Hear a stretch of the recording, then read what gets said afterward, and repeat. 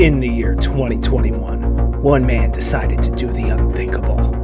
Use Artbreeder for the actual creation of art.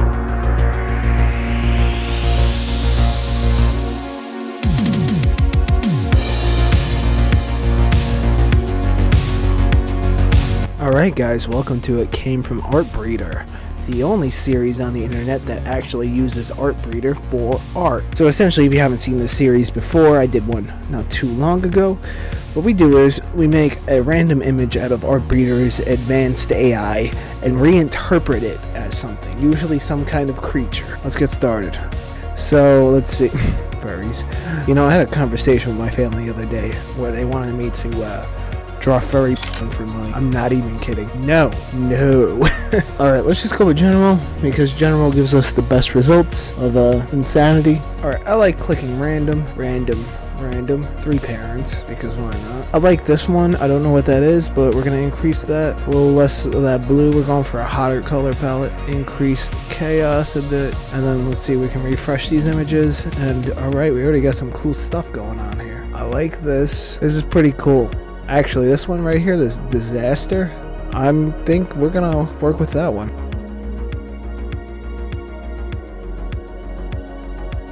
Collecting images, that's what we're gonna do. We're gonna do collecting images, and then let's get rid of this guy. Let's get rid of all these. Let's reset. Random. Let's get rid of, so let's see, plants and fungus.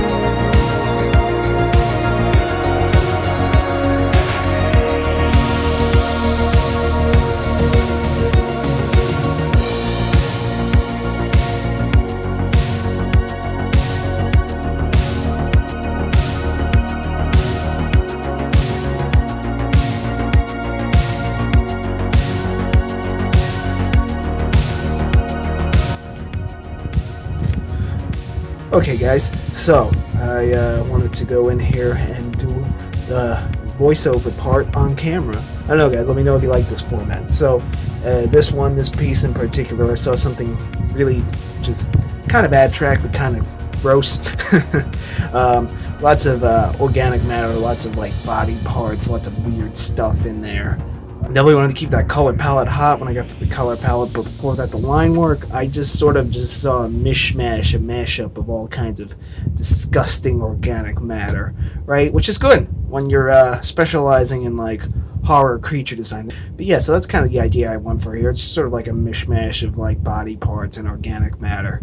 And yeah, so for the color palette, I wanted to keep it hot, right? I did a flat layer underneath the line work layer of that like kind of dark red, and then I went over that again and I highlighted in the eyes with like a more yellowish tone. I did sample them from the actual image, and you know, I used the color dodge tool, of course, to brighten up certain areas, but I also use the burn tool to increase the shadows as well.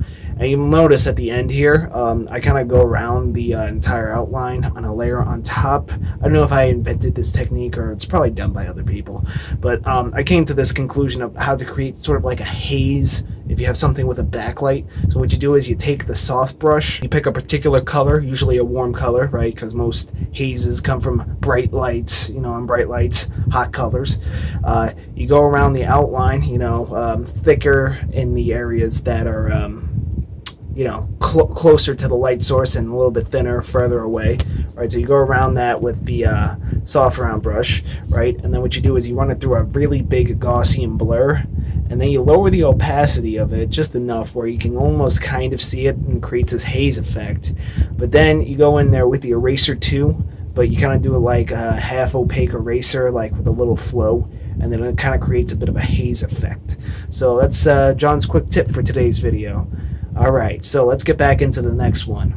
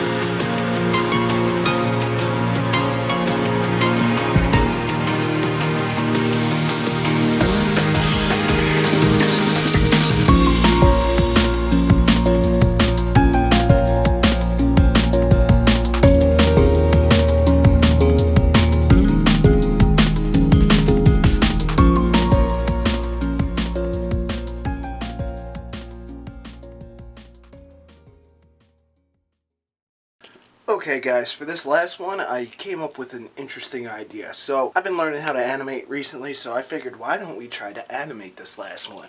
So let's go for it.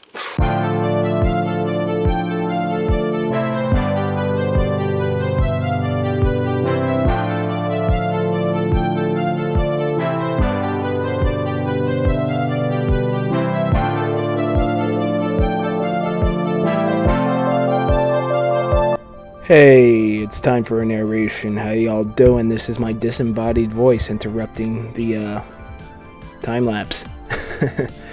Alright, so I've been teaching myself how to use Adobe Animate. That's the software I'm using to create these animations. I'm having a lot of fun learning animation, although it is quite difficult, and certain things are kind of irritating because, there are sort of like universal keyboard shortcuts that aren't universal. You know what I mean? That certain things that you do on your keyboard shortcuts you expect to do in other programs, but just it's totally different for no reason. But even if it's made by the same company, but that's besides the point. So this piece in particular, I saw this kind of like hand coming out of this weird shell.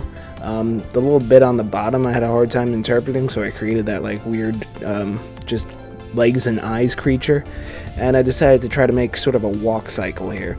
Now if you know anything about animation, you know that walk cycles are kind of tough. They're not impossible, but getting a good walk cycle with like smooth animation that doesn't look stilted or janky is kind of difficult because you got to do a lot of like in-betweening, so in animation you have your keyframes and your in-betweens. It's sort of like one of the principles. So your keyframes are like kind of like your wind up and impact.